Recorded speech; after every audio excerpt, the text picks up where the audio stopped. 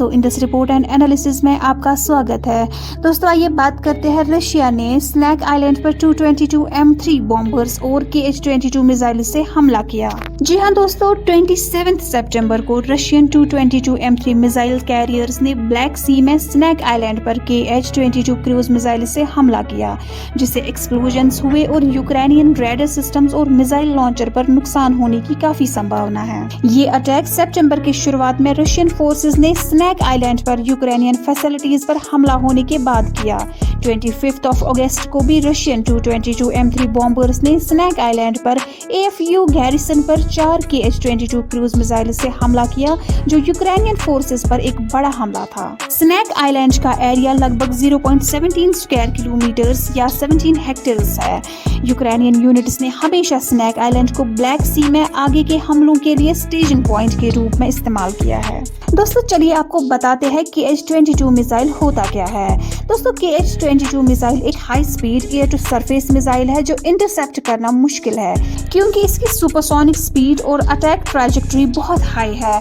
इसे high altitude या low altitude mode में लॉन्च किया जा सकता है, जिसमें ये 27 किलोमीटर की ऊंचाई तक जा सकता है और टारगेट पर हाई स्पीड ड्राइव कर सकता है। लो ऑल्टीट्यूड मोड में ये 12,000 किलोमीटर तक चढ़ाई कर सकता है और मैक 3.5 के आसपास शैलो ड्राइव करता है। मिसाइल को जायरोस्कोप स्टेबलाइज्ड ऑटो पायलट और रेडियो अल्टीमीटर से गाइड किया जाता है। KH-22 के 3 ट्रैजेक्टरी सेक्शंस है। पहला लॉन्च सेक्शन जो क्रूजिंग ऑल्टीट्यूड तक पहुंचने के लिए है। दूसरा क्रूजिंग सेक्शन जब KH-22 40 किलोमीटर की ऊंचाई पर उड़ता है और तीसरा फाइनल सेक्शन जब ये टारगेट पर ड्राइव करता है। दोस्तों SMO यानी स्पेशल मिलिट्री ऑपरेशन के शुरू होने के बाद रशियन फोर्सेस ने यूक्रेन पर 300 KH-22 मिसाइल्स लॉन्च किए हैं, जिन्हें एयर डिफेंस सिस्टम से नहीं गिराया जा सकता। KH-22 मिसाइल का वजन 6 टन है और इसे सिर्फ बॉम्बर क्लास एयरक्राफ्ट ही उठा सकता है। रशिया ने 222 M3 और KH-22 मिसाइल का कॉम्बिनेशन US एयरक्राफ्ट कैरियर्स पर 1000 किलोमीटर की दूरी से हमला करने के लिए डेवलप किया है। दोस्तों चलिए अब बात करते हैं कि स्नैक आइलैंड की क्या स्ट्रेटेजिक अहमियत है। दोस्तों स्नैक आइलैंड जो डैन्यूब डेल्टा से 45 किलोमीटर ईस्ट और यूक्रेन के कोस्ट से 35 किलोमीटर की दूरी पर है। यूक्रेन के मैरीटाइम ट्रेड, खास तौर पर ग्रेन एक्सपोर्ट्स के लिए बहुत जरूरी है। ये आइलैंड फरवरी 2022 से रशियन नेवी ऑपरेशंस का सेंटर बन गया, जब रशियन नेवी का क्रूजर मॉस्कवा और पेट्रोल शिप वेस्ली बैको ने इस पर हमला किया और इस पर कब्जा किया। रशिया का मकसद आइलैंड पर एयर डिफेंस, मिसाइल सिस्टम्स और इलेक्ट्रॉनिक वॉरफेयर एसेट्स एस्टेब्लिश करना था, ताकि वो नॉर्थ वेस्टर्न ब्लैक सी पर कंट्रोल बना सके और यूक्रेन का नेवल ब्लॉकेड लगा सके। अप्रैल 2022 में यूक्रेनियन फोर्सेस ने रशियन नेवी का flagship black Sea fleet cruiser Moskva को डूबकर आइलैंड के आसपास एयर डिफेंस कैपेबिलिटीज को कमजोर कर दिया था।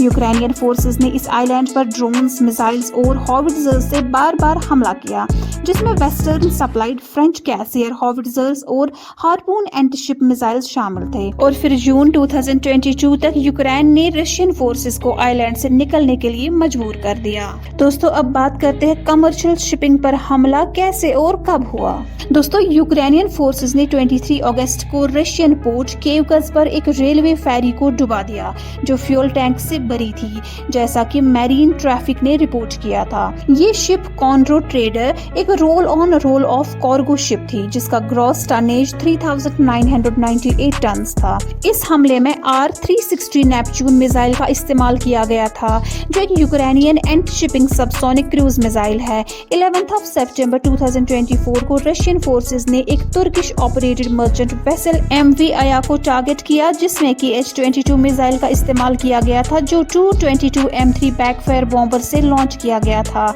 और ये सिविलियन शिपिंग पर रशियन टैक्टिक्स में बढ़ोतरी को दिखाता है। दोस्तों अंत में हमें ये लगता है कि रशिया का स्नैक आइलैंड पर हमले का मकसद यूक्रेनियन एफर्ट्स को रोकना है, ताकि वो आइलैंड पर रडार और मिसाइल डिफेंस को मजबूत ना कर सके, जो ग्रेन और दूसरी ट्रेड के लिए कमर्शियल शिपिंग की सुरक्षा करेगा। 222 M3 बॉम्बर्स का इस्तेमाल, जो कि H-22 मिसाइल से लैस है, ये दिखाता है कि रशिया अपने मकसद को हासिल करने के लिए कितना डिटरमाइंड है। ये भी लगता है कि रशिया ने अपने हाथ खोल दिए हैं यूक्रेनियन मर्चेंट शिप पर हमले करने के बाद, और वो चाहता है कि यूक्रेन फोर्सेस स्नैक आइलैंड का इस्तेमाल करके क्रिमिया पर हमला ना कर सके। दोस्तों, कमेंट सेक्शन में अपनी राय जरूर शेयर कीजिएगा कि इस एस्कुलेशन का कमर्शियल शिपिंग की सुरक्षा और ब्लैक सी में स्ट्रेटेजिक बैलेंस पर क्या असर होगा। हमारी इस खास अपडेट में फिलहाल इतना ही। हमारे साथ जुड़े रहने के लिए आपका धन्यवाद।